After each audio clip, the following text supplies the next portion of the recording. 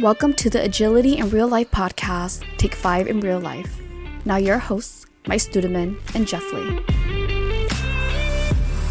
Welcome back to the take5IRL podcast from agilityIRL. I'm Jeff Lee, one of your hosts. And I'm Mike Studeman, your other host of our Take5IRL podcast. So Jeff, recently we've been talking about attributes of a great product owner, and that topic did not fit in our time box. So we needed to grab another time box to continue the discussion. And I think it's worthy of another time box. The importance of the product owner accountability in Scrum really can't be understated.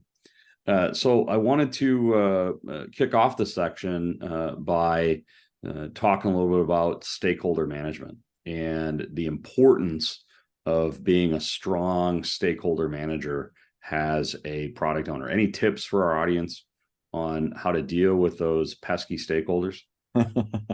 Yeah, those pesky stakeholders have the ability to either make sure your project has the best chance of succeeding, or your product, I should say, or they also have the opportunity to really submarine things that you're trying to do.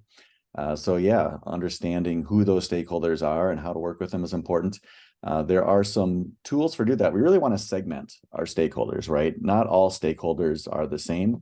The vice president of important things that I'm directly in line with in the organization, really important. The vice president of the important things who has nothing to do with my initiative, also important, right? Because they're the ones that have that opportunity to, come in from the side and cause problems if they don't know what's going on. Absolutely. Yeah. So how do you deal with that, Mike? Well, I think the first thing is you have to acknowledge that not all stakeholders are equal. I always like to talk about George Orwell's Animal Farm here. For those of you that are Orwell fans, all animals are equal, but some animals are more equal than others. All stakeholders are equal, but some stakeholders are more equal than others. Mm-hmm. I think looking at a tool, not only just prioritizing them, but looking at a tool like a stakeholder map. I know, Jeff, that you're pretty passionate about stakeholder maps. You want to kind of give our audience a little insight into what a stakeholder map is and how to use it?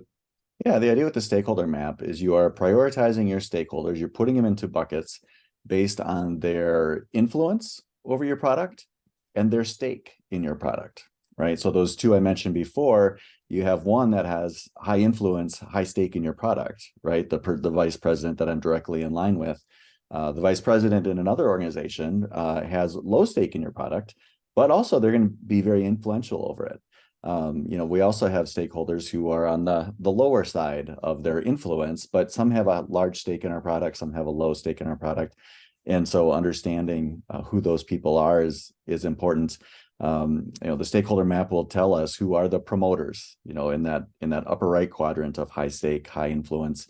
We call latents the ones in the high influence but low stake. Our audience is low influence, low stake, and then we have our defenders, right? People who are lower on the influence but have a high stake in our product. We want them to be out there, defending it, if you will, and spreading the good word. And we treat these people differently. I definitely encourage people to check out that stakeholder map to get deeper into them. Yeah, I think the only thing I would add to that outstanding explanation of a stakeholder map is once you have the map together, make the map transparent. Now, I have product owners both in class and in the real world push back on that and say, but Studeman, people are going to be upset with where I've ranked them.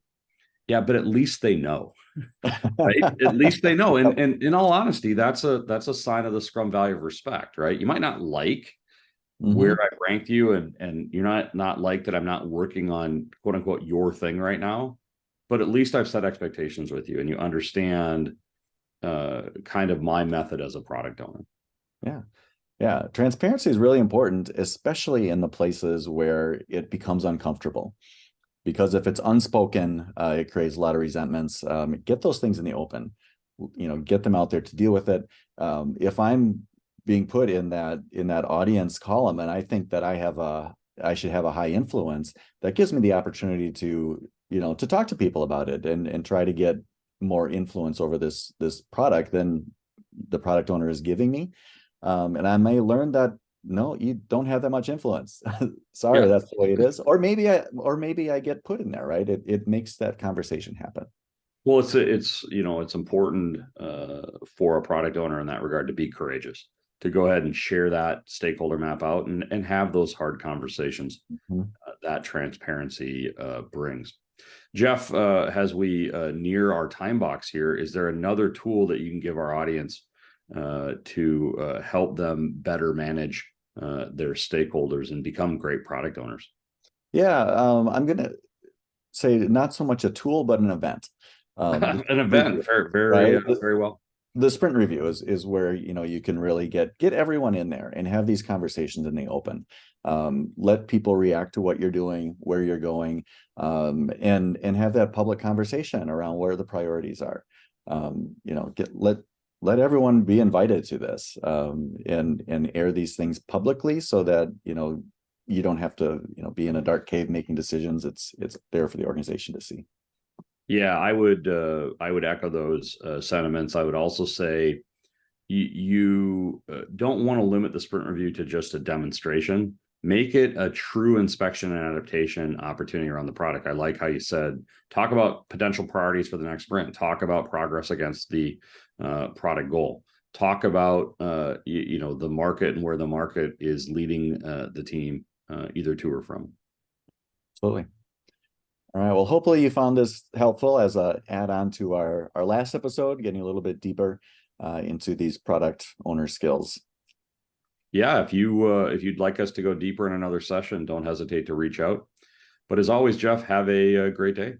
All right, same to you, and thanks for joining us for another episode. Thank you for joining us on this episode of the Take5IRL podcast. If you like it, please go ahead and share it with someone, as well as like and subscribe on your favorite podcast platform. We are available on Apple Podcasts, Spotify, and YouTube. Also, leave us a comment or a suggestion for a future episode. Again, thanks for listening, and we look forward to you joining us next time on the Take5IRL podcast.